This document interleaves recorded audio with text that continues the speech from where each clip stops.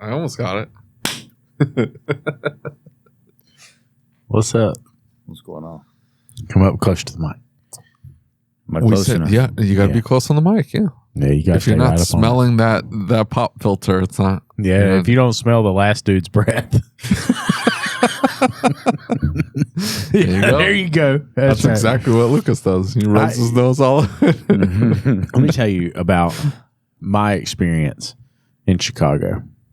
Okay. The executive director, Trisha, of this show, and I had a meeting at ICAR. And so we go up there, and I think we both knew we were supposed to have a meeting in like North Chicago somewhere, like Northwest Chicago. Mm-hmm.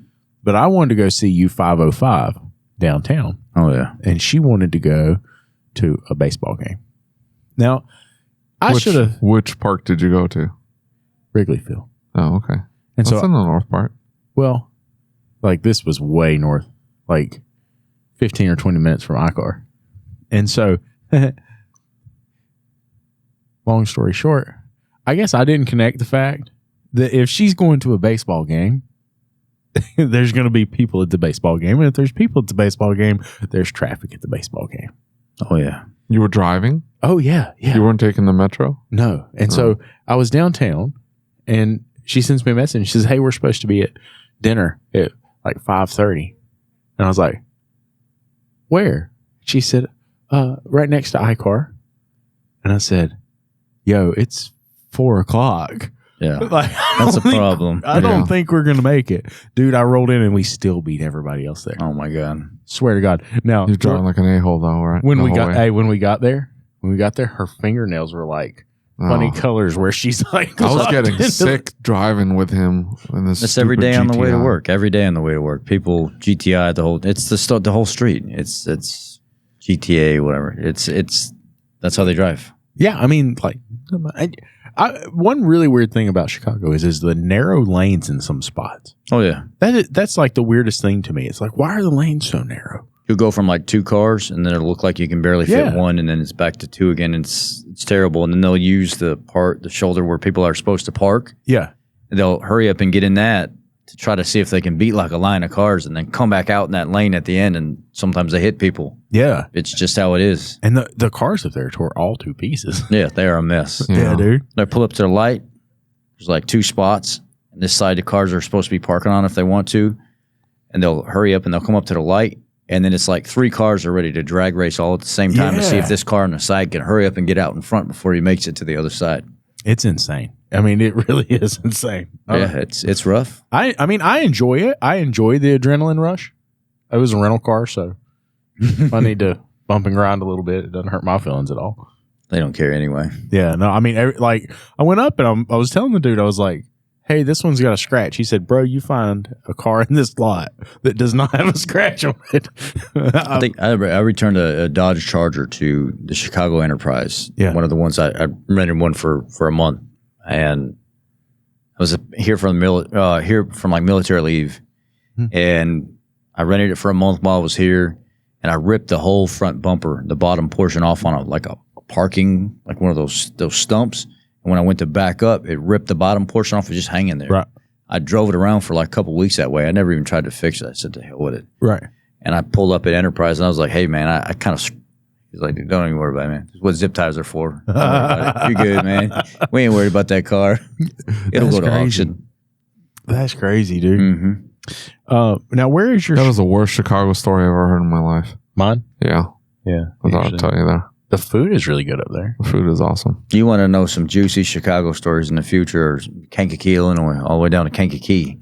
Kankakee is one of the most hostile areas rated. And like, there's things I don't want to say because it's obviously going to get put on air sometime, right? So there's certain keywords I don't want to use, but I'll tell you some stories from back when I was a kid that right. People they hear me tell it and they're like, wow, you were that kind of kid? I was just hanging around with the wrong people. It's not who I was, though. All right. Yeah. You've got, and I guess I should introduce our guest. Oh, that'd be Rich nice. Thanks. Poisso. You're right. Ford Boss Me. Mm-hmm. He's been practicing this whole time. That's good. He's perfect. Good. There's Isaac Rodell, right? You know who Isaac is? I don't know, but he's rubbing his, so I'm okay with that. Yeah, he's like the most brilliant EV trainer ever. Really cool guy if you ever get a chance to meet him. The windows are distracting you. They didn't get to the first, like, on the first episode, but I know, but here towards the end of the day, is it the headache? it might be the headache. It is. I think really he's, bad. or maybe he's just more relaxed now. He's not so. Yeah, I know what this episode. No. We're gonna have a good time with this episode. We're gonna talk smack, If it's not a good time, I'm going to be a little upset because I'm getting a little tired. bro. You were always upset. I mean, like if you weren't upset, I would genuinely be worried. I mean, What'd you have for breakfast? a cookie. That's all you've eaten today? Yes, that's all I've eaten today. That's what I was trying to tell you. I've had a cookie today. Okay. I'm sorry. It's okay. We do this all the time. We're good. Do you? Yeah. You don't seem like you do. I do the keto shakes in the morning and lunchtime. So even Morning those are and lunch? so those are only 250 calories a piece. Okay. That's So- not bad. Yeah. So You need you some protein, though. You do. I'll eat flies. So the keto shakes have some protein in it, but they also have like beta hydroxybutyrate and stuff in there as well. So there's other sources of fuel other than just that that your body And the can fat use. fuel. Yeah. And I love it. You know, I lost my first a little over 100 pounds on it. Started my own group. Then I kind of fell by the wayside when COVID hit. Yeah. Then about 5 weeks ago, I started doing it again. I started losing, like, my face started getting skinnier. Yeah. My clothes started fitting I better. noticed that. Yeah, and then I'm like, okay, I've lost like 28 pounds now. Maybe I just need to stay on it. And then I've even been selective since we've been here at the event. Like, I'll eat, don't get me wrong, but I'm picking and choosing the best I can to keep the sugar down as much as possible. And I still feel great even being here. So The problem with keto is the sustainability. It's almost impossible. Here's the thing, though, is that I don't know if it's the fact that, like, my dad's got diabetes and maybe I've got issues there. My blood sugar looks good, though. Blood sugar did look good. Yeah. But, like, I feel better when I eat keto. yeah, me too. And for me, the feel better is that makes it sustainable. But then we go do stuff like this, and we go somewhere that has crack rolls, and like I can't. Here's my question to you though, because of the time that I did and the amount of weight I've lost already.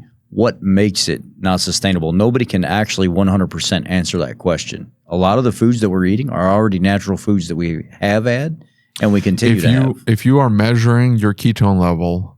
No.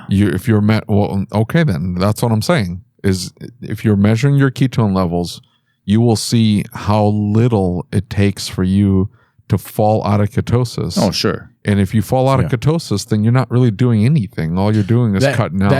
That's not true though, because like if you read, like what was it, the Sugar Lie or any of those where they talk about the like bread, carbs, processed stuff, dude. If I eat carbs, I puff up. I swell up. My joints start to hurt. Yeah, absolutely. But I'm saying though, to fall out of ketosis means that your body's no longer using ketones as fuel, and so then all you're going to end up doing is gaining weight because you're packing in an immense amount of calories with a very small amount of food.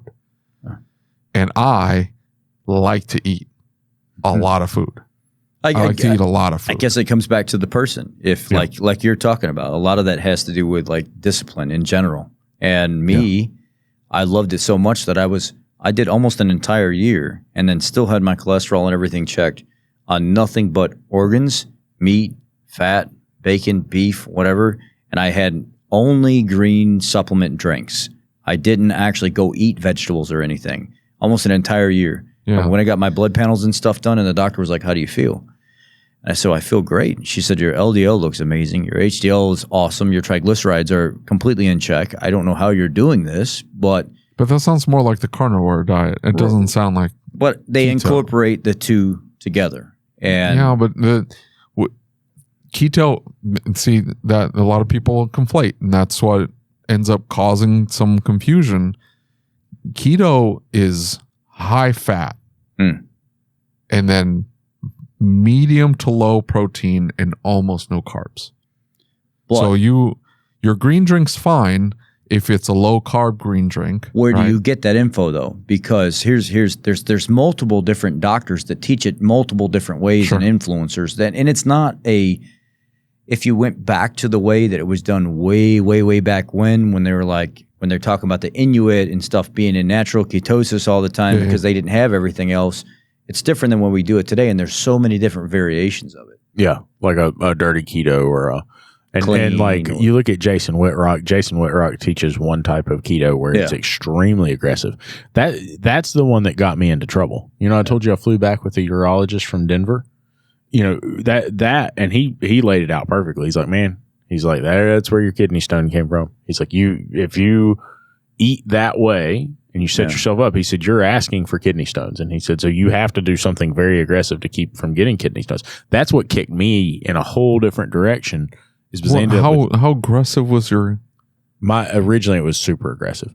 I was counting carbs, counting calories, and I would not go over 5 carbs a day, 5 net carbs a day, and had no sugar, alcohols, no nothing.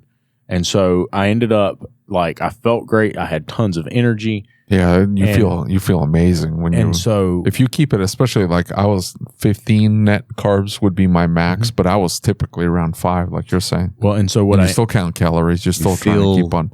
Like completely different. Where I screwed up is that I went and I was lifting one night and we had this like a timeshare condo and the whole family and everybody was there. And I would give myself like a carb day and I would eat carbs and it kept getting worse and worse. I started with like I would have one meal and then it would be like I would have a day and then it would be a weekend and then it had slipped a little bit. Well, the first time that I ever like went balls to the wall with carbs, we get pizza and we eat the pizza and I decided I'm going to work out and work this off. So I like really lifted heavy and when I got back to the room, I was hot. I was burning up. And so there was a wild cherry Pepsi in the fridge and I just opened it and killed the whole 2 liter, right? And so I wake up in the middle of the night and I'm like, hey, Alex. She's like, what? I'm like, I don't feel so good. And she's like, whatever. And she goes back to sleep. And a few minutes later, I'm like, hey, I don't think this is a normal not feel good. And she's like, okay, whatever. Like, and she's very grouchy when you wake her up. And so I'm like, all right, this is just belly pain. I'm going to go to the toilet. And so I get up and I like go to the toilet and I'm trying to be quiet and go to the front, bathroom. And I'll never forget this, dude, because I'm like, it's coming out of both ends at this point. And I'm like, it is miserable. And I'm like, this is not normal. Like, this is about... So you got food poisoning or something? Well, I'm telling the urologist about this and he's just dying, right? And I'm like, dude, I think I'm going to die. I really think I might die. I think this might be the end of my life. This might be it. And he's just like laughing. It's like, this is the funniest shit ever. So I like go back in there and I'm like writhing in pain, going in and out of consciousness, laying in the floor. Yeah. And I'm like, I feel like I'm going to die, dude. And my wife's like, would you either shut up or go to the hospital? And I'm like, okay, fine. And so I end up at the hospital. I go in, I like take my wallet and I throw it at the person behind the counter. And she's like, I just need your information. I'm like, I don't want to talk. Just take my wallet. I go back and the first thing I said to the nurse or whatever in there, is like, I don't want any pain pills or anything like that. And he's like, dude, I know you're in pain. Like, I can tell you're in pain. Now, I'm not thinking that. Tell me what's going on. And I'm like, I don't know. If I knew, I wouldn't be here, And so they go back and they sit me down on the hospital bed. When I sit down, the pain goes away. I get up and I'm walking out the door and the doctor, she's walking in as I'm walking out. She puts her hand on my chest and she pushes me right back into the room. And she said, you're not going anywhere. And I said, I feel better now. I'm fine. And she said, no, you're not. I said, I'm completely fine. Everything is good. And she holds out this jug and she says, pee in this. And I said, but I'm fine. I'm going to go. And she said, no, you've got a kidney stone. And it's probably a bad one from the way that you're expressing yourself. Yeah. And so sure enough, found I had a kidney stone. They wanted to do an x-ray and everything else. And that urologist was like, man. They've got a way to break those up now, don't they? Oh, he said, don't do that. 10X? He said. The sound waves? He said, man, you want to talk about the worst pain of your life? He said, if they ever have to go in and get one out, he said, you can just it is. So you have to pass it? He said, it is. Is there any way to break it up once it forms? I have no idea. But he said, well, that's what he tells me is he said, oh, his exact words were, he said, that's where you fucked up. And I said, what do you mean? He said, you drank that 2-liter Pepsi. And he said, it caused it to break loose. He said, the acid in the Pepsi broke it off. And he said, like, there's probably more floating around in there. And then he's like, hey, do you get these like almost like a pulsation or something or like a spasm near your kidney? It's like, yeah. He's like, yeah, you got more kidney stones. I'm like, man. But keto's not going to cause that. Oh, yeah. He said it absolutely will cause it. He says it's probably one of the number one causes. Well, no, what is it within the keto diet? Because you're just eating fat. He said that it causes a certain type of acid to build up in your urine when you're on keto. He said keto is extremely hard on your kidneys. It is diuretic, yeah. And he said, so the problem is he said you end up But you have to stay hydrated. Yeah, like, and you have to drink an immense amount of water.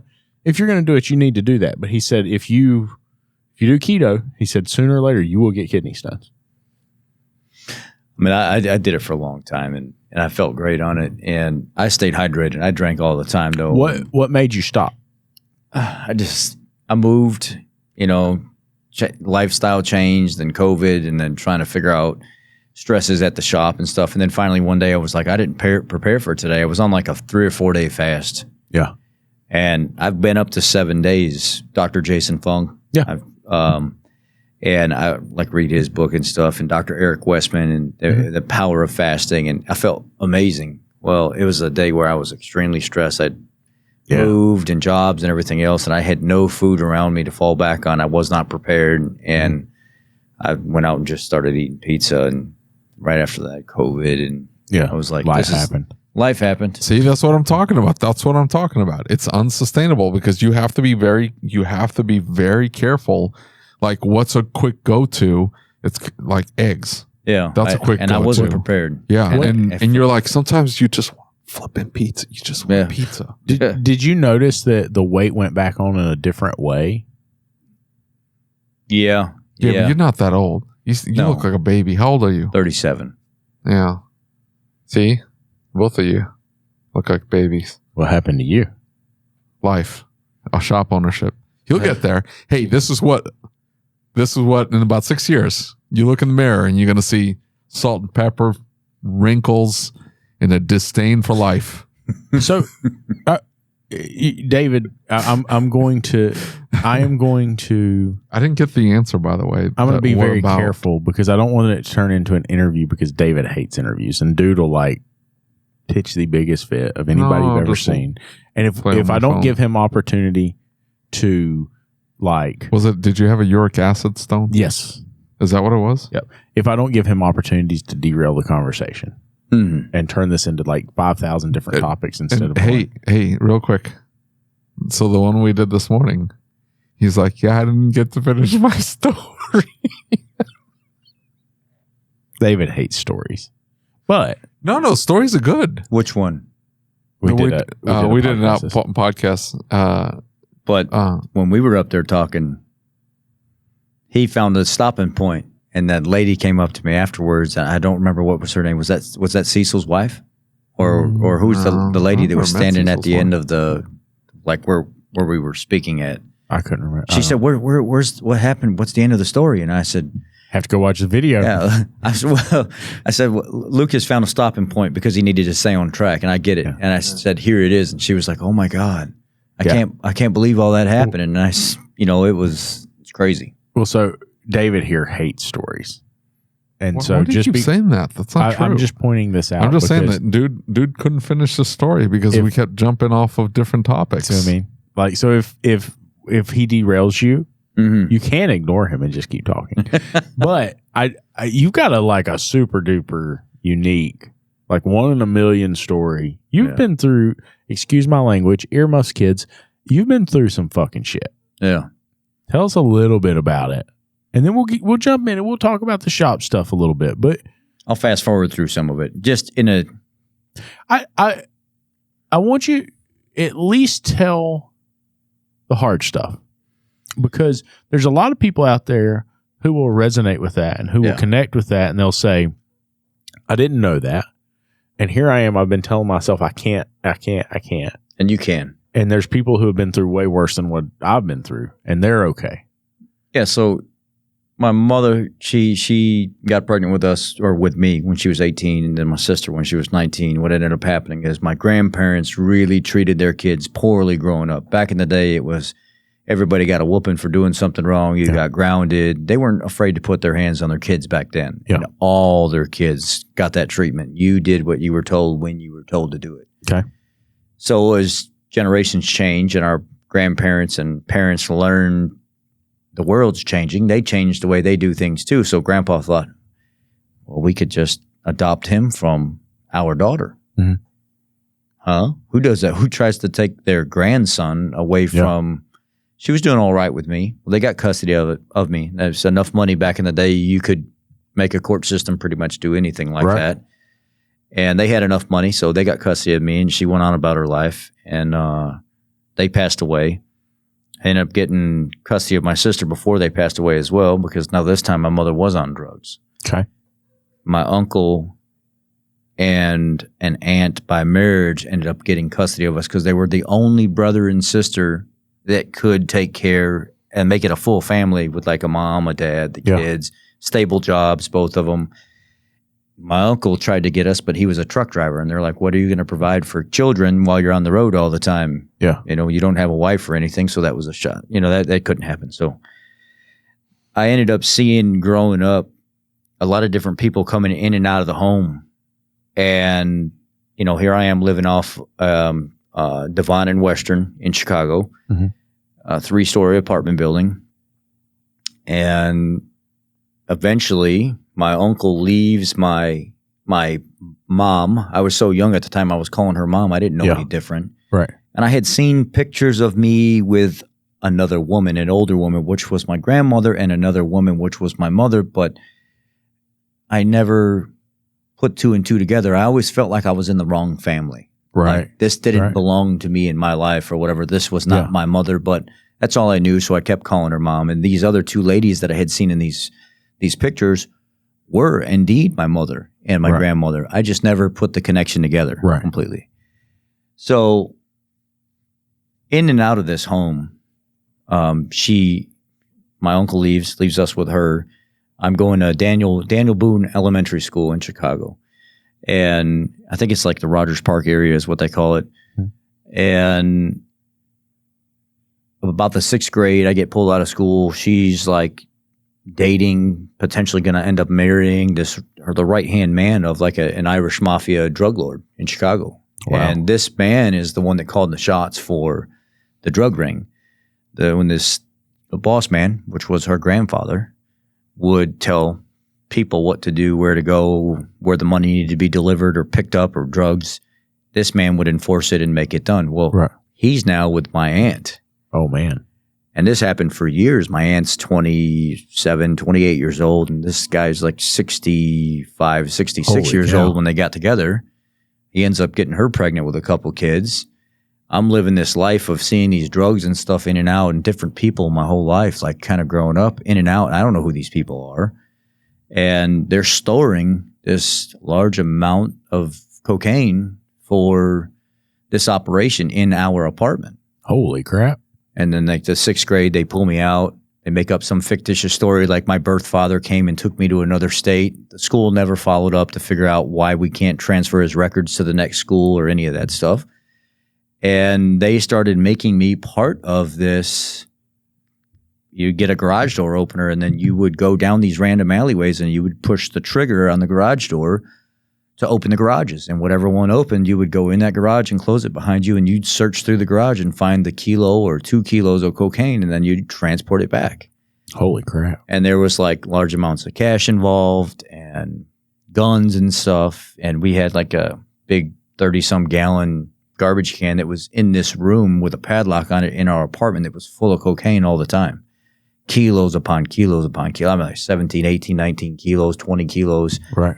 This was millions of dollars worth of stuff at the time. There's a newspaper article. It's 13-year-old boy. I always find it by 13-year-old boy turns in parent, Chicago, 1999. That's what I type in Google. It's long, but that's the article comes up. And then they said something about 17 pounds. It wasn't 17 pounds. It was like 17 kilos that was worth $4.5 million. You were the 13-year-old? I was the 13-year-old. You turned in their you thought yours was parents, but it was your aunt and So I was getting, boyfriend. I was getting abused, and I couldn't figure out why I was the only kid out of all the kids that were there that would get abused. I mean, there were days where she would send me to the store to get something that she wanted, and it was like, oh, you remember the bags of Okie Doke popcorn, the Flaming Hots? Yeah. She fiended on that stuff when she was high. And she loved her Diet Coke and her more menthol cigarettes. And as a kid, you used to be able to run to a liquor store and you could buy your parents cigarettes. They didn't care as long as you had a note or something like that. But, you know, times have changed. You can't do that no more. I used to go pick up her cigarettes and stuff for her and pay the bills at the currency exchange right on the corner of Western and Devon. I think still to this day, that same one's there. The neighbors would see me running the neighborhood doing all these family things that you would normally see an adult do, and it was a kid doing. So by the time I turned 13 years old, I'd run away several times. There's scars and stuff all over my body where of skin missing in my back and stuff where this lady had literally beat me, tortured me, strapped my hands and feet down and just for, you know, an hour, hour and a half. Holy shit, dude. Blood down my back, blood down my legs and stuff like that until I couldn't walk.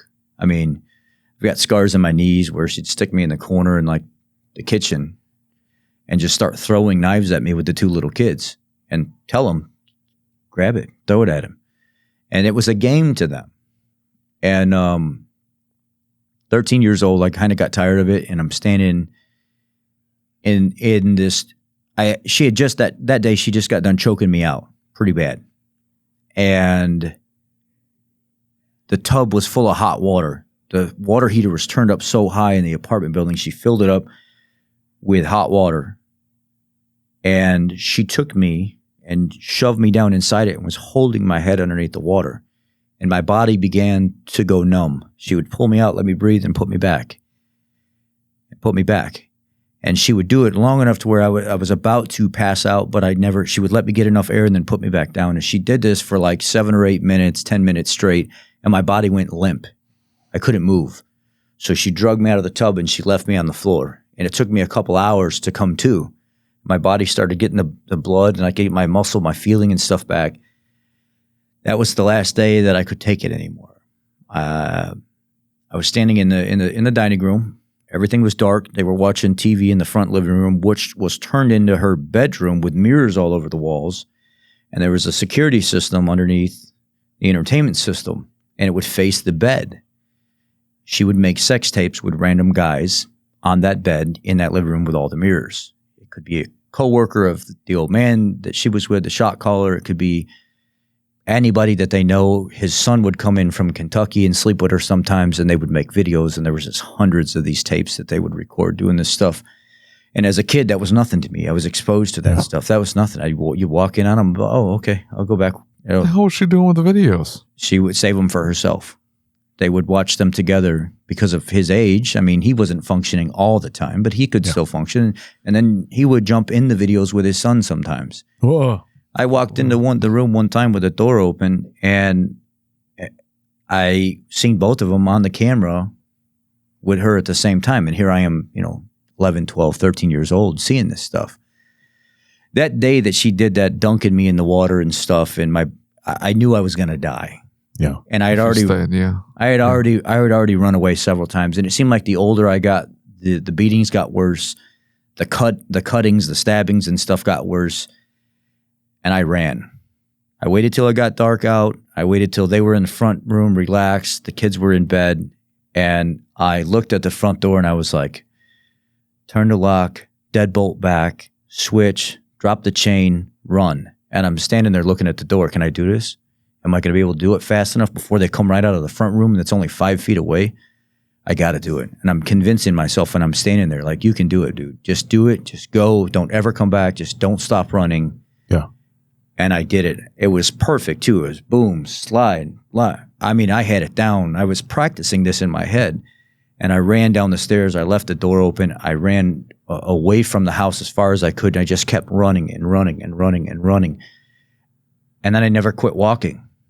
I walked and walked and walked and walked for like hours through the night into the next day, and then kind of started getting dark the next night again. And I never quit because I knew I didn't want to be there anymore. And there was a 18, 19-year-old teenager standing on the street. He's hey, young man, what's going on? Why are you on the street so late? Street lights are out. Aren't you supposed to be home? Back in the day, our parents told us when the street lights are off, you're home. Yeah. And that's how we were raised.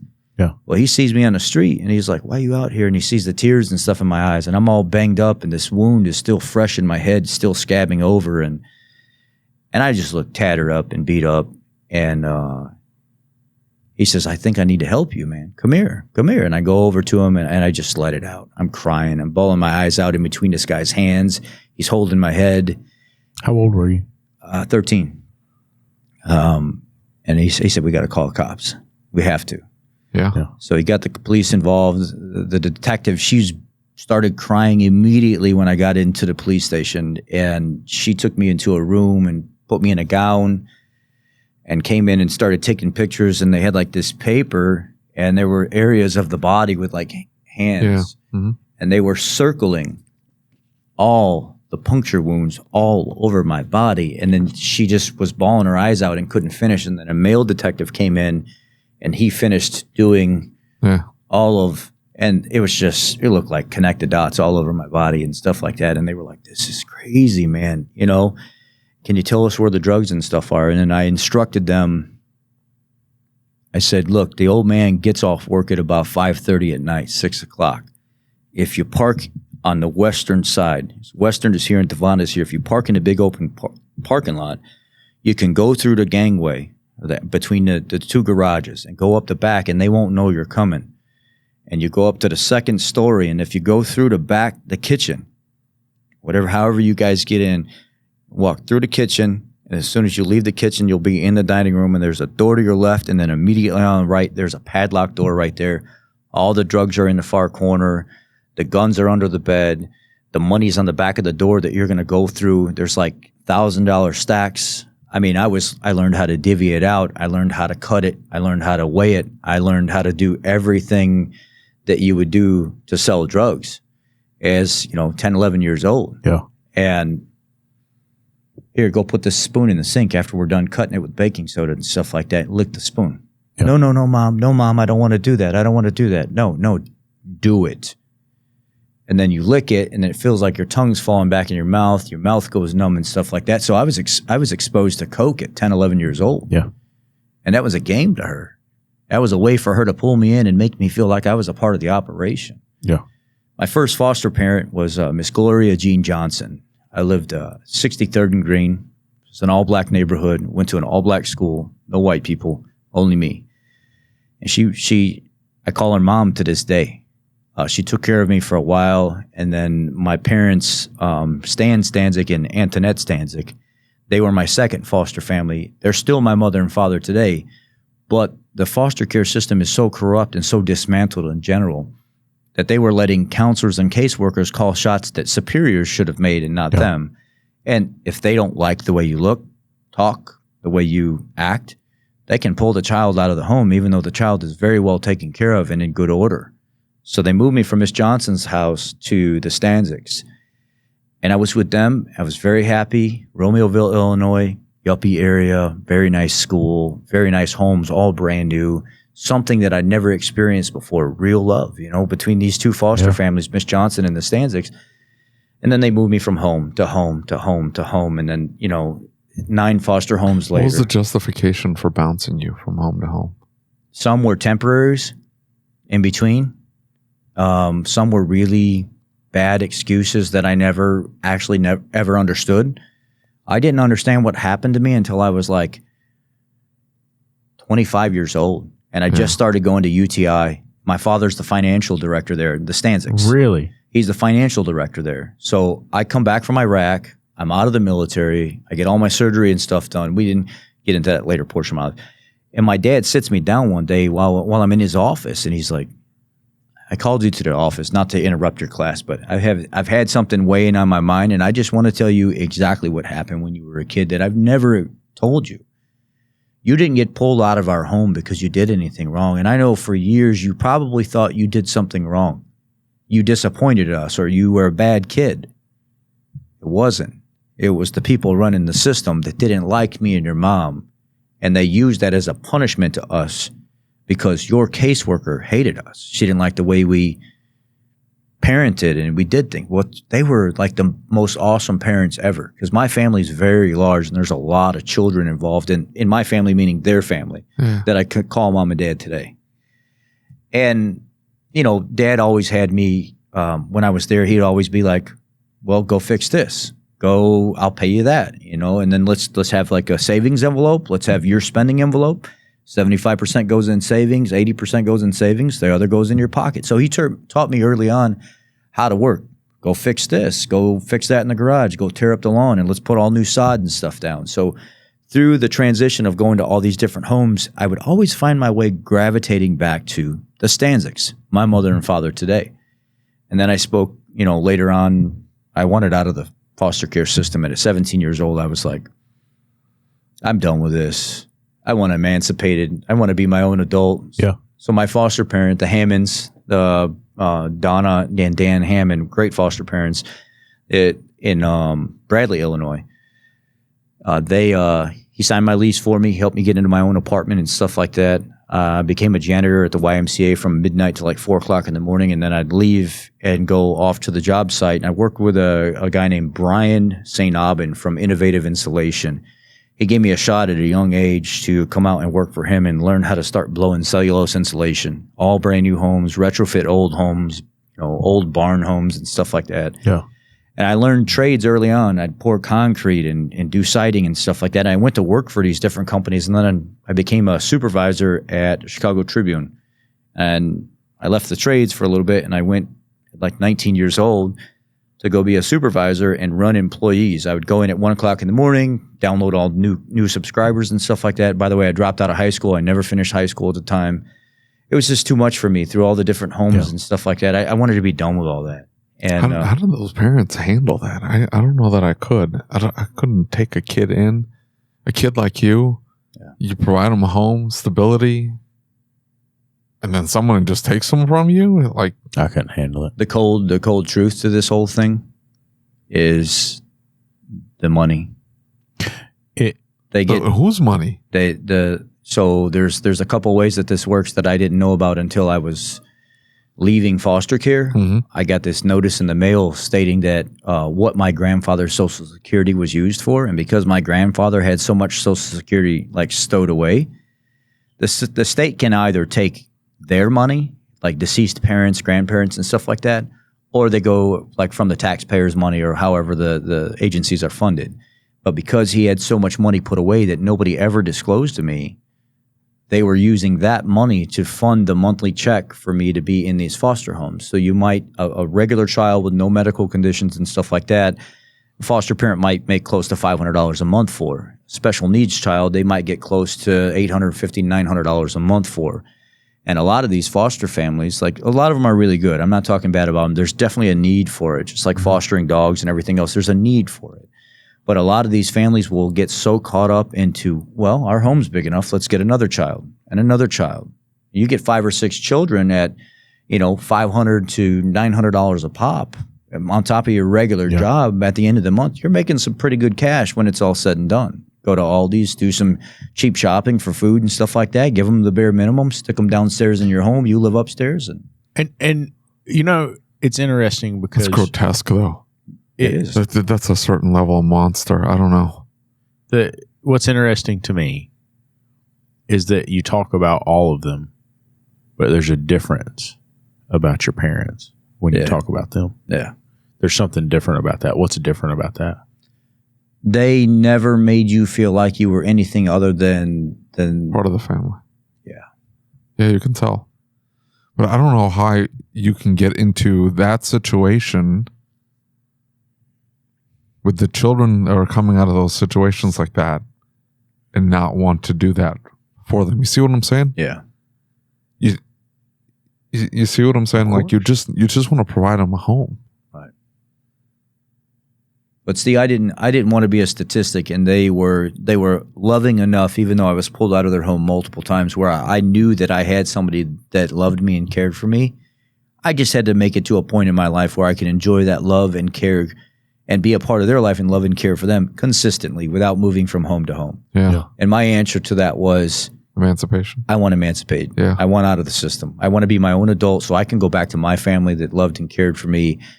And, it was awesome. I got emancipated. I continued my life, with my parents from time, but I had my own apartment. I never went back home after 17 years old. I never went back home to live. Then I went to the military and I spent some time in the military, got hurt in the military. I was in Operation Iraqi Freedom, 2007 to 2009. We were the first tour through that they told us that you're going to be 15 months.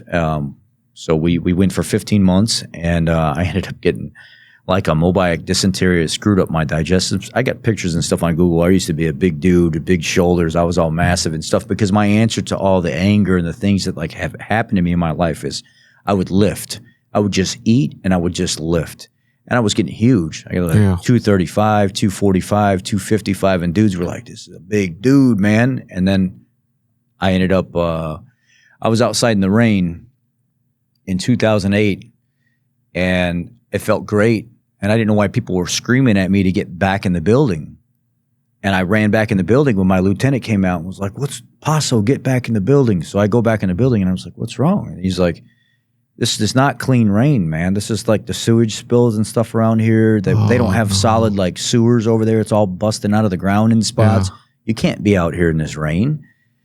And I got sick. I was throwing up like black blood. I was losing a ton of weight. I couldn't keep I was crapping on myself. I almost died. Yeah. And the aid station. Hold on, you gotta describe this rain thing here. I don't understand.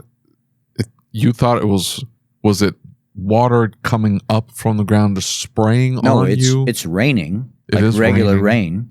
And I'm standing outside in like 120 degree weather over there. That feels good. And it felt amazing. Is it because the water that's evaporating to feed the rain is so contaminated? Yeah.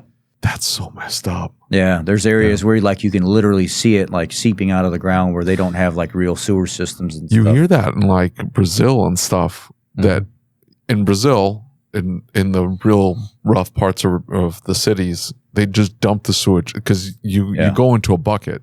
And then they just throw it out the window and it just runs down the streets.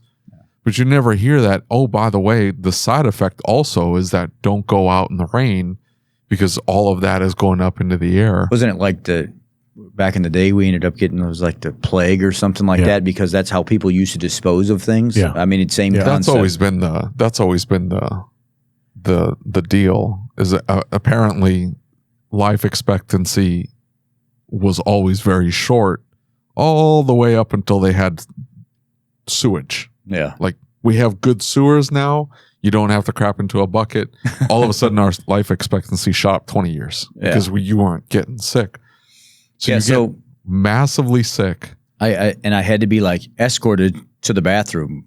My sergeant would take me from like where we were at, and he would like walk with me with his arm around me. Were they not treating this? They were trying to figure out what it was. They were about to fly me to Germany because it was getting so bad, and then there was finally like a breakthrough. I don't know if it was like penicillin or whatever it was that they gave me with some combination. All of a sudden, I started to come out of it, and they were able to treat it. But I never actually was able to seek professional care.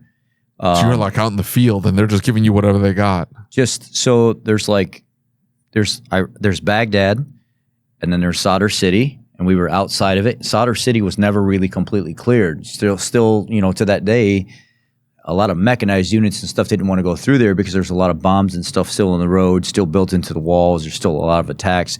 We just had an XO of one of the companies actually get his like face blown off or something like that because they tried to go through the area and an EFP went off and took off his face. So we're in like this little compound right outside of this little nook where everything happens. And there was really nowhere to go. And I'm stuck in this compound with minimal help in a small aid station, and they're trying to do everything that they can. So there was either they fly me out to Germany now or they try to do everything they can to stabilize me right there. And they eventually ended up getting it, but I never had the proper medical, they were like, this is like some type of amoebic dysentery thing from rain. And after that, my digestive system went to crap later on in life after getting out of the military and having my ACL and everything fixed. The VA was like, you definitely have some problems with your digestive system. It's not normal. And I would get these like excruciating pains where I would just be laying in bed and it would be like you were taking a dagger and or the meat puller things for like you make pulled pork, and it felt like somebody was trying to rip open your stomach, and I would be in pain on the ground, like crying, like literally grown man in tears crying because it hurt so bad. And I checked myself into the VA and they were like, this dude's got some problems, man. You need to stay away from a lot of the roughage. It's going to inflame a lot of things that are going to get into little pockets and things down there. Yeah. More solid vegetables when you eat them. Don't be afraid of eating meats and stuff like that right now, because that may be more subtle to your digestive system than a bunch of like roughage. Yeah. So, and that's how I ended up finding keto and stuff like that eventually in the future. And I started losing the weight and stuff all over again. And how I got in this industry from all that is when I was in the military. I had a lot of people come up to me and be like, hey, you're pretty good at fixing things and stuff like that. Could you, I was doing brake jobs and tires and everything else. And I'm like, I'm taking in people's cars, doing customization. And then I start buying my own like Camaros and Mustangs while I'm on base. And I ended up, there's so much more to this story than all this, but we're not going to get into all of it. I ended up meeting somebody after, being 2 years abstinent. No sexual stuff, no nothing with anybody, just me, myself, and being deployed and being in the military and stuff and soaking all that in. When I came back, I met a lady at the local strip club. The guys wanted to take me out for my birthday. They said, hey, man, you're 23 years old. You want to go out for your birthday and stuff? And I'm like, of course I do. Where are we going? Oh, we're going to go to this strip club over here. And I'm like, oh, I've never been to one of them before. That's like the nudie lady thing, right? And I'm like, yeah. Okay. I mean, I don't know how I'm going to be. Right. Like, I've never been before. And I walk in and there's this like Asian girl standing there. And I'm like, bro, she's hot. Like really hot. And they're like, oh yeah, she's here all the time. She's like the security lady. She takes your money at the front door. But she used to be a dancer back in the day. And I'm like, man, I want to talk to her. Like, yeah, you don't have a chance. If we didn't, I said, yeah, but I'm bigger than all you guys. You guys are like, I'm like stocked, strong, like huge muscles and stuff back then. And I'm like, I got this. So I go up there and I pay my little door fee. And she says, all right, put your arms up. I'm going to search you. And I put my arms up and she goes to search me. And I said, hey, this is the best part of my night, right? And nothing happened of it, right? She thought it was cheesy. And I was like, whatever. So I go on. And next weekend we go back again. And next weekend we go back again. And I kept using that same line over and over again. And I never gave up. And I said, are you going to ever let me like give you my number or something? And she was like, I thought you were never going to ask. So I got her number. We started talking. 3 months later, we got married. And a year and a half later, we got divorced. I didn't know she wasn't a citizen. She used me to. Oh man. I think she cared about me initially at first. Yeah. But then it became more about, money, and she seen me buying all the cars all the time. And I'm always mechanic work while I'm in the military. I was making a ton of money. Yeah. And I had enough to fund these projects, $5,000, $10,000 engines here and there and stuff. And she was like using my money to however she wanted, taking trips. Yeah. And buying stuff for herself, $300, $400, $600 purses, $400 or $500 pairs of shoes and stuff like that. And I seen what was going on. And I was like, so I'm done with all this. I came back from a trip and there was a dog in my house that I didn't buy no dog. I don't know what this is. It looked like a triple stuffed Oreo cookie. It was all smashed together like a baby Shih Tzu thing. It was like a black head and then a white ring and then a black ring and a white ring and a black. I was like, what is, I thought we talk about stuff as a couple before we like have a baby or bring a dog into the house or something like that. And she's like, oh, I thought you'd be okay with it. We just thought I'd be okay with it. And then I'm like walking up the driveway and I see the Volkswagen. I had bought a Volkswagen. I wanted to do an engine swap because the engine was trashed. I bought it cheap. So I put an engine in it, drove great after that. And I'm like, the car's plated? Oh yeah, I signed the title and everything. And I like that car better than the car you bought me. So I put that car in my name. Get out. Yeah. You're done. Get out. I'm done. At this point, I was like, this is not happening, man. So I got a divorce and it took a couple of years to do that, but stayed in the automotive industry. And I was going to college at the time at Black River Technical College in Pocahontas, Arkansas. And I went for body school. and I was working for an old man on 1958 to 1966 Thunderbirds. I was living at his home. It was a church that he turned into his home, and he would travel the country selling customized poker chips. And when you were in poker games at like casinos and stuff like that, you could, hey, I'm still in the game. I'm going to step away, and you'd put your chip there indicating that you're still in the game. You just need a break for a second. And he would, like, casinos would make deals with him, like give us 2,000 of them at like a $15 a chip rate. And he'd make a killing because it only cost him like $6 to make them. Right.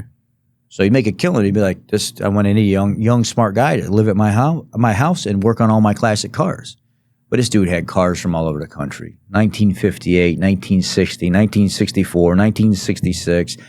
I went and picked up an 64 Oldsmobile Starfire, a 3-Deuce Cadillac, all these cars just all over the place and stuff. And I was at his home building these cars, painting them, engine work, package tray upholstery stuff, seat stuff. Who would trust some young kid I know, right? that only has a few years experience even wrenching on anything with their classic cars? But he did. He saw the value in me, and he gave me a flat $500 a week. I'm saying if it was taxed or not. And I had all the bills paid, and I was young. I didn't need anything. I didn't pay anything. So $500 a week to me was like, okay, I could do this. And then he stepped it up like $700 a week, and then $800 a week. And then the better I did, and the more cars I got done, the more money I made. And I was like angry at the time, though. I was still dealing with a lot of things that happened from my past. A lot of those things were coming back. My nightmares were there and stuff. The stuff with Iraq was still there. But the more I wrenched and the more I really started getting involved in this industry, the more it started changing my life. And then eventually I was like, this is what I want to do. Yeah. This is where I'm at, man. This makes me feel so much better being a part of the automotive industry. No matter what, at the end of the day, this is always going to be like my true love. People are like, it's not the military. No, it's not. I mean, I did that because that's what I had to do. Yeah. I needed structure in my life, and I didn't have that.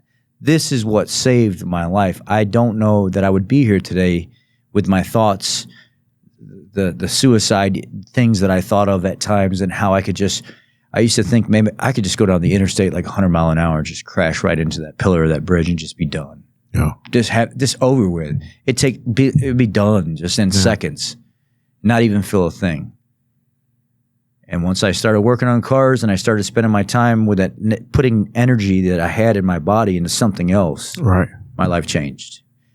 And I went to, after going to body school and then going to UTI and doing like the automotive, the diesel, the Ford FAC program, the international MSAT program, and then going from them to working in the dirt sorting field, the earth moving field, and then back and forth to Ford and stuff. And now, I'm a co-owner of an independent shop. I'm the general manager there, but I have money invested in the company as well. So I tell everybody, it's not like I'm just a general manager. I have money in the company. I have a stake in the company, so it's different. I don't own as much as he does, but I own. Yeah. So a couple weeks ago, just so you know, if anybody doesn't have a story like that, just don't bother telling it. It's wild. Isn't it though? You downplayed it quite a bit. And that's the clean. And you should be ashamed of yourself. That's the cleaned up version of everything, because we would be sitting here forever. That's the clean up. That's wild, dude. You need to write a book. So I will buy that copy of that book. I started writing it, and I got about 250 pages written in Iraq, and I was writing it up. And you still have those 250 pages? No. Here's why. We're in the middle of a war zone. There's people that are. It's not like oh man, people are dying left and right. No, we did have people die. We had members from the unit we were replacing die while they were leaving in the last couple days of being there. It's called right seat ride, left seat ride. You ride in a certain position of the vehicle. Right seat ride is you ride in the right seat, they ride in the driver's seat, they show you the area. The second week, you ride in the left seat, they ride in the right seat. You show them that you know the area. And then once they're comfortable, they can leave. They can leave. We had people get hurt the last couple of days of being there because that's some of the most critical times. So I had a lot of bad thoughts. Did the people know that you were switching troops and would get more aggressive? Like, what do you mean by that? They could tell. They could tell. They could tell different people that they would normally see in the driver's seat. All of a sudden switching. Different people in the turret, different people dismounted on patrol when you're going door to door doing like information knocks in people's homes and stuff. And that's when they would try to do something. They knew. They knew that there was this transition going on. Either they could try to take advantage of you then, or they could wait for that unit to leave. And the newbies, the cherries, would be on the ground, and they didn't know the area quite as well as they should. Yeah. And they would try to set them up, trigger points. Oh my goodness. It could be all kinds of different things. So I've got a lot of questions. And I think the first I want to know is your parents. Oh, hold on. Well, you didn't finish the book. Oh, yeah. So yeah. I would get to reading what I wrote, and I would get so emotional, and those bad thoughts would start, and those, like, I would feel like I wanted to just start punching people and just throwing stuff. Yeah. And I would get so mad when I would start reading this story, and I'd go to tear it up, and then I couldn't, and I'd go to tear it up, and I couldn't, and then one day they had the fire pit out back. And I was really angry that day. It was a day that we had went through like a 14-hour patrol, and I took that and I threw it away, and I deleted everything off my laptop, and I said, I don't think I'm ready for this right now. I think in my adult life, once I get older and more mature, maybe. Yeah, you were still a baby then. I just couldn't handle it. Yeah. And I can now. I just don't have I need with the business and everything now, and then I'm trying to think, when is the right time? I mean, you're a talker though, dude. Just into an audio file, and then it can get transcribed and then edited. You got to get it out there, dude. That's a wild story, man. I think my biggest question is your parents now, right? Because when you talk about them, I can like feel the emotion. Oh, and I can feel that connection. You know what I'm saying? We just reunited after almost 6 years, because I just took the job at Dundee Ford back in the day, and I'm standing out front of my I got done really, really dirty at a Ford dealership down in Gino, Louisiana, and I told them, I haven't given you a 1 month notice. My father's in the hospital. He's sick. I'm going to go back home to my family and stuff like that. But you got a month to find a certified tech. Mm-hmm. It's not easy to find a fully certified Ford tech in a month. Right. Yeah, There's not somebody in a small town that's ready to walk up and say, hey, I'm ready to be your Ford tech. Yeah. And he was upset. And I get it. I assume some of that responsibility but then at the same time, the business is still business. The guy didn't want to pay me. Yeah. He withheld my pay. And then I found out how this is maybe a topic in the future for us. This is how screwed up the system is, that a lot of shop owners, they either don't know, or they know how to use the system, or techs don't know. When you are working in an industry like we're working in, and you leave the business or you get fired, your contract with that business, doesn't matter if you're making $40 an hour or not, is not legal in most states to the actual labor board. That's between you and me. That's what you're paying me through this agreement on paper. But the labor board only has to enforce what minimum wage is times the amount of hours clocked in. Anything more than that, I have to fight you in small claims court or civil court. They can't make an employer adhere to if they're withholding your wages. Right. And that's what happened, is the guy just flat out refused to pay me. It was like $2,700. Sue me. And he said, no, you're not going to sue me, because you're going to spend just as much money in court trying to sue me as you are. I should have. That's in Louisiana. Yeah. It's a state by state thing. Yeah, I think they get really aggressive in other states, and they get. Did you ever see the oily penny thing? I don't think so. Yeah, we did a video about oily pennies where this was in Georgia. The guy was withholding a check. And he finally acquiesces. The shop owner acquiesced and said, okay, fine, I'll pay you.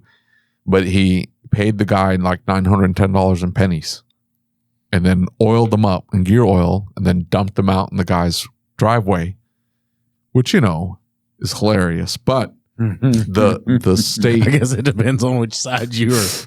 Very vindictive.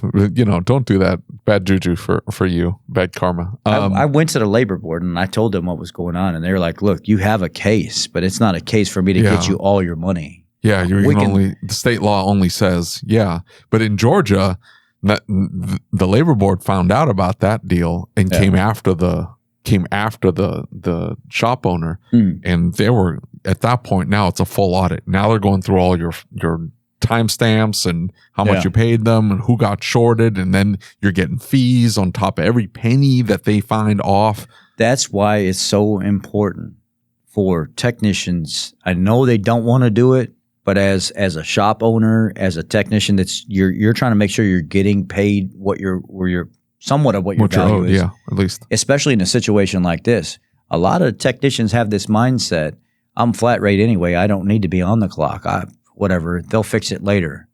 That will bite you. Oh, that will bite you. That's good advice. Yeah, that is really good advice. That is good advice. Always be clocked in, no matter what. Very important. Because a situation like this, I didn't have a way to actually prove, because I was one of those technicians that thought after this, I never did that again. But wait a second, I spent like 60 hours a week at this place. Can I prove that? No, I can't. Well, and even back to job clocks, because we did a video a while back, and a lot of techs hate job clocks. And we did a video with Murray Voth talking about job clocks. And he's like, dude, it has nothing to do with policing the tech. Right. It has to do that you can show them like, hey, I'm actually working on this car, and here's the time it's taking me. We can make sure the rest of the business is efficient. Yeah. Right. But they all, it always comes back like, hey, no, we don't want to do that, because they always feel like it's watching them and it's monitoring them. It doesn't have anything to do with that. And so you're right. A lot of techs aren't trying to clock in and out. They're not trying to watch their hours. And I tell my guys all the time, like, hey, clock in and out properly. Yeah. Because then we can tell if we're efficient. We can tell if our utilization is good. And more than anything, it protects you if something ever happens. Yeah, that. You know what I mean? Yeah. What happens if something happens to me? Yeah. Right? And whoever else comes in doesn't know. And then they go back and they look at all those labor hours, and they see that you were clocked in 120 hours a week because you forgot to clock in and out. And you know what I'm saying? Like, that's one of the things we deal with in the shop is they forget to clock out. And so they'll be clocked in the whole weekend. Yeah, the entire weekend. You know what I mean? Yeah. So you know, I left that job to come back home. I came back home. I got in a union job. Okay. I have opinions on unions, so I've already spoke about that, good and bad. It was a good job. They treated me well, though. Okay. They really did. And when I was like 5 or 6 months into this job, the foreman came out, and when I had told him, I was like, I'm going to quit. I'm going to take another job. I just told him straight. I was like, look, man, I'm going to end up quitting. I'm just telling you. Mm-hmm. I love this place, and I love working for you. I love the work that we do. I've learned a lot since I've been working on heavy duty stuff. Right. But I'm not going to be here long term. I've already got another job offer for $5 more an hour. Medical benefits paid, non-union. There's no more dues. The medical is better than what's here, and it's a independent owner. It's a chain, but it was an independent owner that owned everything, and he's making my benefits better than being in the union. So while we're on this, let's talk about that for a minute, because that is one thing that we keep hearing from technicians who say we need to unionize, we need to unionize, we need to unionize. And they automatically go back to us and say, well, you don't want us to unionize because you're shop owners. Right. No, I mean, we literally want what's best for technicians, and we want what's best for shop owners, and we want what's best for service advisors, right? Because that's the only way. And you know, on the panel, we talked about it today. I've said it over and over again. Like we get where we're going by working together. Yeah. If we're divided constantly, we're not moving forward in one direction. We're not getting anywhere. We're in constant mode of infighting. Nothing ever changes. And so that's one of the things that we believe in fixing is like, hey, let's all get on the same page, whatever that page is. And I don't know about you, but I don't know that the union is the answer. To me, I don't think it's the answer. What I like best is a shop owner that comes out to his employees. He makes them feel wanted. I do want you here. I do need you here. I can't do this without you. Yeah. We're all part of the same family. I'm going to pay you fair. I'm going to make sure I'm taking care of you respectively across the board. Yeah. I don't need a union to make sure that I'm sending you to training and that I'm taking care of you. And if I can keep that extra stress out of my life and more people start following it in suit by trend or whatever, the fact that we're doing the right thing and we're doing that for our people, and more people start to do that, then we don't have to see these articles and stuff in the news and the paper about some union, executives or whatever that are being toted off to prison for extortion and embezzling and all this other stuff. We're handling that at our own level with our own people, keeping the extra stress out of it, more money in their pockets, more money for the business. And I know there's a purpose for unions. Maybe 30 years ago there was. I'm still not seeing the purpose anymore. And that's the opinion of mine that most people don't like and they try to attack me on, is because I've been union, I've been done wrong by union, but I've also done the people that are running the company under the umbrella of the union or something like that, they have to be good. They have to want to do their job. Just because it's a union does not mean that it's all good and it's all well and that it's honest and it's ethical and things work like it's supposed to. Right. And I get tons of people since I've started speaking out about this whole UAW strike and stuff, and I have got messages of foremen that are telling me, hey, man, I just watched your video and you're 100% right. This whole UAW strike thing, none of this makes any sense to me, because now we're being told, because of the strike, my guys that support some of these, like this particular manufacturing plant, they're going to be laid off in a few weeks, because now we don't have work for our guys that do the painting or the building or making sure the machines are running right. So while it's going to affect us too. I can't get parts. Yeah, it's going to affect us. The first day it happened, there's a guy on TikTok called Diesel Daddy, real humble guy, funny, big old teddy bear. Yeah. And he said, I just went to Chrysler and I tried to get 4 TPMS sensors for a 3500 Cummins or Dodge. He said, I think he said Cummins or something like that. I knew what he was talking about. And he says, I went to the Chrysler dealer to pick it up, or the Ram dealer, and they told me that because they just officially started the strike at 3:00, something about they have to re-inventory everything that they have, and that they can't sell me the TPMS sensors right now because of everything that's going on, and that it may end up getting to a point where their dealership has to have everything by VIN to even get it. You can't just go in there and say, I need these parts. Now they're going to have to track what's going out, because they need to be able to monitor their inventory, because they don't have the extra stuff to give to people because they didn't prepare for it. Yeah. So now it's hurting him. It's going to hurt that dealership. Affect everybody. It's going to mess with everybody. And I talk about these things, and then you get the workers that are like, man, my union ain't never had a problem. We ain't never done anything like that. And I'm like, oh, really? You work at the Chicago plant, or you work at the Iowa plant? I just saw 2 other UAW workers in my comment section that work at the same plant as you that's saying you're all chewed up. I mean, what is it, bro? Are you just trying to Are you just trying to protect them? I mean, I'm trying to make sense of this stuff right now. Yeah, for sure. How do you think, from an economic standpoint, the administration has quite the conundrum, because they have to have a strong, vibrant economy going into the election season, not one that's having with massive hiccups because of a strike, but also he can't come out and say, hey, we got to end this and end this now.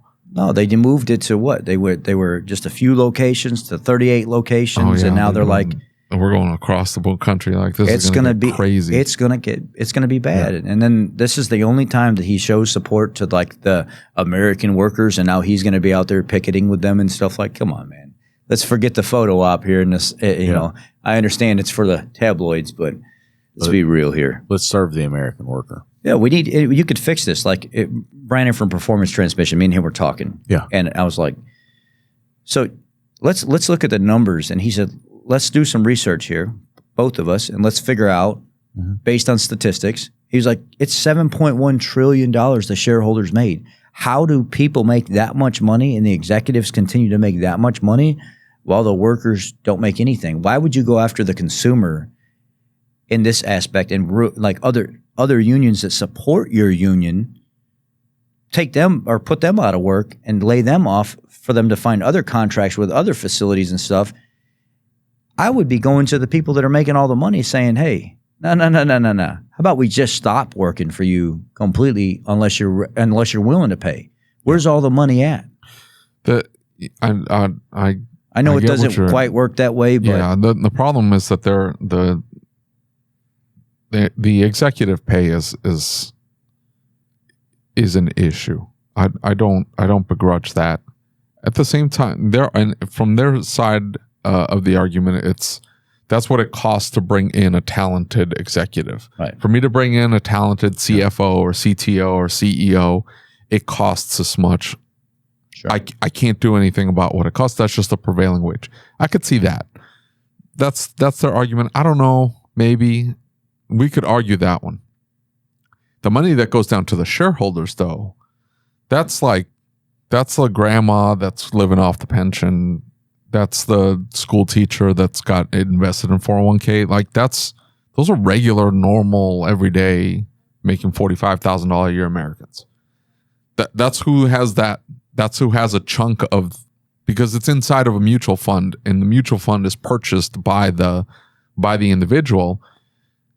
Part of that is feeding that mutual fund, and they have an obligation to funnel as much money to them as possible. Like that's their job. The job of the executive is to make sure that every penny is pinched and that as much money goes back to the shareholder as humanly possible. Yeah. There's no way around that. And it's in fact illegal for them not. That's why the whole DEI thing is getting a little sketchy. Yeah. Or the environment, governance, and social, the EGS stuff. That stuff there, if they abandon their obligation to the shareholders in order to push some societal agenda, it can get a little hairy with the laws, because all of a sudden they've abandoned their obligations, and now the shareholders have a way to sue these executives for not doing their job. Their job is to maximize shareholder value. That's their job. Sure. Yeah. But to demand 32-hour work weeks? Yeah. Come on. Well, demand 40 in 32. They want to pay to be 40 hours a week in 32. In 32 hours. And then they want guaranteed pensions. Guaranteed pensions. They want... which was what bankrupted them in the 80s and 90s. Like a 40% increase over the next 4 years or something like that. How do we not look back and go, hey, what ruined the American auto workers 40 years ago? Let's do that again. Yeah.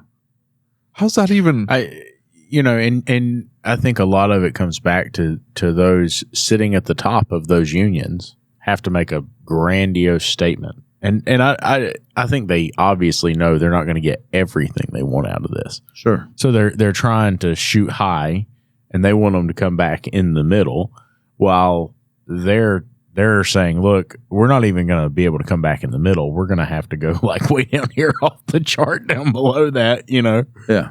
I don't know. I don't know the answer to that. I understand the need for the union. I really do, and especially in this particular situation. But you look at if you're just a guy that wants to go to work, like you move to Tennessee and you go work at the Nissan plant. They're non-union, and it's huge. And they're still working. They're still working. Toyota's still working. Honda's still working. And, you're just like, hey, I'm really good at this. I like doing this factory job. It affords me a lot of flexibility and freedom. Like, I'm not going to deal with this BS. I'm bouncing. Stone cold, blue collar people or whatever. They're like, well, if you don't like it, then go get a job where you like it. Yeah. I mean, I understand it's not that easy for everybody, but it is easy for a lot of you. And there are other places that will really take you, that want your talent, that want something that you... There's an aspect of fear there. Yeah. That they're afraid to make that move. Yeah. And they know what they have right now, and the unknown is far scarier than the known, right? And so that's one of the things that we keep telling techs is like, hey, there are good shops out there. We know there's good shops. If you're being treated like shit, get out of your shop. Yeah. Leave. Why are you staying? Because the problem is if we don't ever make a statement and get away from where we are right now and stop tolerating the bad behavior, it doesn't get better. Right. Yeah. And I think in a lot of ways, see, there's a misconception that that's what's happening right now. No, that's not what's happening right now. Maybe a little bit. But what's happening right now is there's no techs coming into the industry. And there's no techs coming into blue-collar trades whatsoever. There's no one that wants to do hard work anymore. I've got the report. I'll show you the report. Yeah. That's what the statistics say. Well, that's what the dude was saying. That's a marketing issue. He was making the argument. To a certain degree, I think he's right. Yeah, so where I went with that so Dundee Ford. I go work for Dundee Ford. They give me the raise. They pay for everything. You were asking about my parents, and I kind of took we haven't talked in like about 6 years, but we've recently rekindled everything. So I want to ask why had you not talked in 6 years? So what ended up happening is I wanted to take this job at Dundee Ford, and I wanted to leave the union. And I'm standing out front of my house in Rockford, Illinois, and talking to my father. And I said, "Yeah, I'm gonna take a new job at this. It's much more promising. Like I understand the whole union pension thing and everything else, but do I want to really be working on over the road equipment long term? I'm never going to go anywhere with this big company. I'm always going to get taken care of. Don't get me wrong; they do take care of you, and the union was great, the pay was great, the benefits were great, but I want more for myself. And I feel like with my certifications and all my schooling and stuff like that, I would be much more appreciated going to this Ford dealer. It's not, at the time, I think they were 140 plus locations. They're like the largest truck dealership repair shop in the entire world at the time. Mm-hmm. And they were worried. I think people were worried about them monopolizing. They continued to grow and shut down other shops and turn them into rush truck centers and stuff. And they're a great facility, great people to work for. And I just wanted something different. So I was telling him about it, and my father was like, I don't know, Rich, financially, the pension stuff, I don't know if I would chase the $5 an hour. I said, Dad, do you understand what that equates to at the end of the day, the end of the week, the end of the month, the end of the year? Yeah. And I'm not putting in dues. It's 100% platinum plan paid for. Mm-hmm. That's a big deal for somebody to bring a tech in that they don't even know just from word of mouth and say, I'm willing to give you all this. Mm-hmm. Come work for me. All you got to do is meet with my service manager. If you guys kick it off, you're good, you're hired. Yeah. So I said, that's what I want to do. And he said, I don't know. I don't think it's a good idea. I think you should stay exactly where you're at. You're already starting to establish yourself. You're doing really good. And I said, Dad, let me worry about my financial stuff man to man. Mm-hmm. I'm in my 30s now at this point. I'm like, let me worry about my financial stuff, please, Pops. I'm here for you no matter what. But I know me. I know this industry. I've been in long enough now to know where it's not uncommon for a technician or a mechanic to move from location to location to location. It used to be frowned upon back in the day. Right. But now it's common. Yeah. Now in this industry, we know that they're typically either they're shitheads or they're trying to better themselves. Yeah. It's one or the other. And you can get a feel for that as an owner. You know how to feel that out. And I said, I really like these people. They seem sincere. They seem like and I loved it. The first few years of working there, me and him never talked again after that. I mean, for 6 years, because he didn't like the fact that I was downplaying his advice to me. Mm-hmm. And he didn't like the fact that I told him I really wish that he would let me deal with my financial stuff and not kind of get involved in that. I haven't needed money or anything from my parents in years. Yeah. I'm an adult now. I should be able to take care of this and make these decisions. But I'm sitting at home like 2 months ago, and I'm thinking about everything that I've been through. Some of those old feelings and stuff started coming back, and I'm like, man, I'm about to get married next year, and I don't have my mom and my dad. It's time to put this ego stuff away and just call my pops up and just be like, look, dude, I apologize, man. I don't even care if it was my fault or not. I don't care. I love you, man. And I want you to be a part of my life. I want you to be in my wife's life, my future wife's life, my daughter's life and stuff like that. The daughter is not, her daddy never wanted to be in her life. Yeah. So my fiance has a little girl by another man that never wanted to be part of it. And I've took her under my wing, and she's my everything. And I want you to be a part of their life. And my mom's crying on the phone, and my dad's crying on the phone. And then he's like, oh my God, let's schedule like a dinner where we can all get together. And we all got together, and my dad's crying when he's meeting the family and stuff like that. He said, please don't ever do anything like that to me again. I love you, man. You're everything I got and stuff. And I was like, Pops, sorry it took me so long to suck that ego and stuff up, but I am sorry. And I just want to be here. I want to be in your life. And it was so emotional when we were leaving, because he started crying all over again, saying goodbye to everybody and stuff. And he's lost a lot of weight. He's in not the best of health, but he looks better than what he did before. It was nice seeing him. He's 100 pounds lighter than what he was. Yeah. So this is almost a completely new man to me. Yeah. All my cousins have had 2 and 3 kids over the last 6 years now. And now one of the cousins, I mean, his father-in-law turned over the construction company to him, and now he's the boss of the construction company and stuff. And when you look back at that 6 years, I don't want to say was it worth it. It's not what I'm trying to get. I wish I would have never done it. Yeah. I wish I would have just said, I wish I would have just shut my mouth and let him be a part of my life. I would have still made the decision politely. I didn't have to say, just let me be an adult and I'll deal with these things. I could have just said, Dad, I appreciate what you have to say. I'm going to sit down and I'm going to make the best informed decision I could possibly make. And I love you no matter what. And it would have been fine. Yeah. I look back at so many decisions I've made in my life, and I realize that it doesn't matter if they were right or wrong. In other words, what my family, my dad, my mom, what they were telling me, it doesn't matter if they were right or wrong. It was that they would have never given me advice that they thought was wrong. Right. You know what I'm saying? Yeah. And so they thought they were giving me the best direction possible. And so sometimes when we're young, or sometimes when we're full of piss and vinegar and we look at that situation and somebody's there trying to give us advice, emotion overweighs fact. Yeah. And they're sitting there and they're trying to pour their heart out and say, don't make the mistake I made, or don't do the thing that I did. And I was so blessed because, and I say this almost every episode, my dad, every time I went to do something stupid, would just sit back and chuckle at me and just laugh. And it always pissed me off. And now I'm looking back and thinking, he knew I was going to do what I was going to do anyway. He told me, and that was his way of saying, son, this is a stupid idea. Why are you going to do this? I'm telling you, this is stupid, Yeah. And now I look back and I think, all of the division that I caused, all of the pain that I caused them, all the pain I caused myself, didn't have to happen. Right? But the fact that they're willing to forgive us for that. Yeah.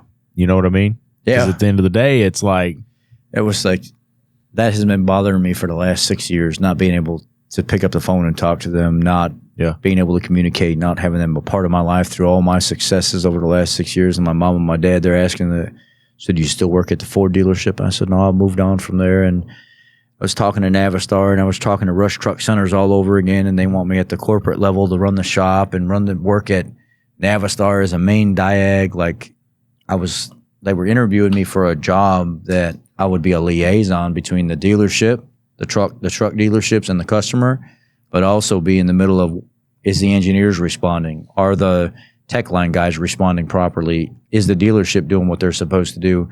They wanted me in a tattletale position of checking in on everybody to make sure the customer's being satisfied at a corporate level. And my job was to evaluate them and make sure the engineers are getting back, hotline's getting back, the dealership's doing what they're supposed to, the customer's checking back in. And I was like, that's an interesting job. I could probably learn a lot from that position and get all sides of what's going on. Yeah. And then I thought, I don't want to go in a suit every single day. I don't want to go in all proper and like an office and stuff every single day. And then they wanted to interview me for writing the wiring diagrams and the tech line or the pinpoint tests. And I was like, I've got another offer as a co-owner GM type situation, and it pays the same money. I'm not done being a mechanic. I mean, I love this stuff. I mean, if we're ever in a spot at the shop where I'm down a guy or like, my lead guy, I know I can resuit up, get out there, and I'm on the floor, and then get back to doing what I'm doing if I need to. I still got it. I still teach them all the time. And the difference and I guess you can say that it may upset some people when you say certain things, dealer versus independent shop. Yeah. What I benefit coming from the dealer is all the structured training. Yeah. And when I bring that into the shop where I'm at, where these guys have worked at the Meineke's, the mom and pop independent shops and everything else, is a lot of them have never put their guys through formal training, so they don't know how to look at a wiring diagram, or they don't know what a load or like a load testing a wire or something is, or voltage drop, or they don't understand those. Like they know, but they don't. Yeah, it doesn't make sense. Then they're just numbers on the screen. It doesn't. And then I bring that aspect into it, and they're like, "Hey, I'm having a problem getting this ball joint out of this thing over here," and I'm like, "All right, yeah." Pretty big guy. Let's suit up for a second. And I got 3 guys on the same ball joint and they can't get it out. And I said, fellas, you're overthinking this process. You're trying to take a hammer and then use this hammer to hit into that hammer so you don't damage the control arm. But there are strategic strike points that they build into these because they know sometimes you're going to have to do that. That's why you see fatter areas in some areas than others. Yeah. And we use that. That's a standard practice. Move out of my way for a second. I'll show you. I'm like, you're using your purse over here with this 2 or 3 pound hammer. Let's grab this 5 pound hammer over there. And I'll whack that sucker right in the sweet spot and it drops right out of there. And they look at me like, man, how did you do that? It's called experience, man. So talking training. Yeah. We're at ASTE 2023. Mm-hmm. You've taken management classes. Yeah, the highlight for me so far has been Malin's class. I mean, there are so many things that this gentleman talked about that I didn't even realize. Like, I could be so much more efficient in other areas and taking care of things. And if you can just get one thing out of this entire class, it would be like a Cecil or Malin class that would be just absolutely amazing. And his class covered so much in my life, in my business and stuff in general, that I'm sitting here thinking about these things, and I'm like, man, I'm making this so much more complicated for myself. No, right? Had I have not known. Yeah. And then you reaching out to me and being like, hey, man, I got something for you. Yeah. Get in it. Got at least one time. Got to see at least and once. then I'm here, and I'm like, dude, what have I been missing out on, man? Dude. This is so crazy. And like, the dealer guys never realized that something like this exists. Right. No. They're never told about that because David's always talking about they don't want you to know how the sausage is made. Well, that's what this is, right? The dealers don't really, or the manufacturers don't really want you to know what's out there as far as this goes. And so technicians can come here and they can take management classes. They can take owner classes. They can take service advisor classes.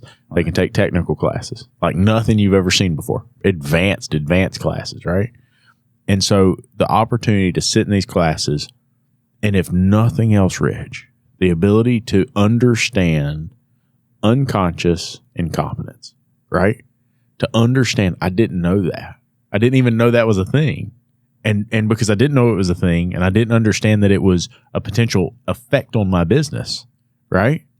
And now all of a sudden to at least have conscious incompetence, right? Now I know that this exists, and I know there's this information, right?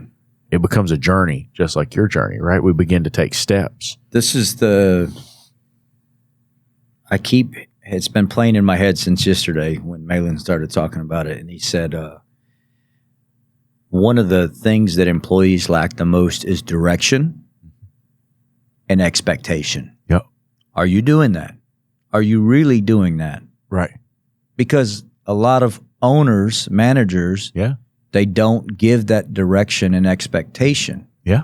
And if you set that, those employees will learn how you want things done. So when you're not there, they're still getting done. And here's the thing is how many owners do we know that don't set the expectation because they want to be nice guys? Yeah. And they think that's what their employees want. Right. But the employee really wants direction. The employee really wants guidance. The employee really wants information about, hey, here's what a win is and here's what a loss is. Right. And if you don't give me that information and I don't know what that is, then I'm always in a state of wondering, am I doing good? Am I doing bad? Am I winning? Am I losing? Right. You know? And so that's been a big thing for me. Yeah, and I talked to my partner and stuff about it, and then I got a text message from him. It made me feel good. I'm not tooting my own horn, but I keep it as I got a receipt now, and he says, hey man, I'm in Cecil's class right now, and a lot of the things that you've told me that you've learned are exactly what he's saying. And I said, I've learned it from guys like him. That's why. Yeah. And I'm just trying to pass it off to you. I'm not trying to be a burden to you, and I'm not trying to make you feel like you're not doing something correctly. But darn it, if you're not doing something correctly, you're just not doing it correctly. And these guys will set you straight, and that's how it is. I'm excited for him to be here. Yeah. Because I've heard some of the pain in your voice with some of the things that have happened. And for him to be here and him to be listening and him to be taking it in, I think you're going to go back to a very different experience. Hey, when he was done with Cecil's class, he said, I think I'm going to go back and fire everybody. And I was like, don't do that. No, I said, no. Hey, go to Malin's class first before you decide that, please, because he will talk to you about the answer is not always firing people. Yeah. It's coaching them up. Yeah. It's trying to make them a better person. Yeah. The expectation and the direction can fix a lot of things. Yep. And then some individual stuff, honing in on how to make them a better tech or employee. Can't make them, but you can try. Amen. And it's there. And you just have to be willing to put in the effort to do it and maybe understand at their level what's going on. And I said, that's what I took away from his class. Changed my whole perspective on how and it wasn't bad how I was doing business. It's just so many open areas that all these gaps are filled in. Things could improve everything. Everything. Make life so much better. Yeah. Awesome. Yep.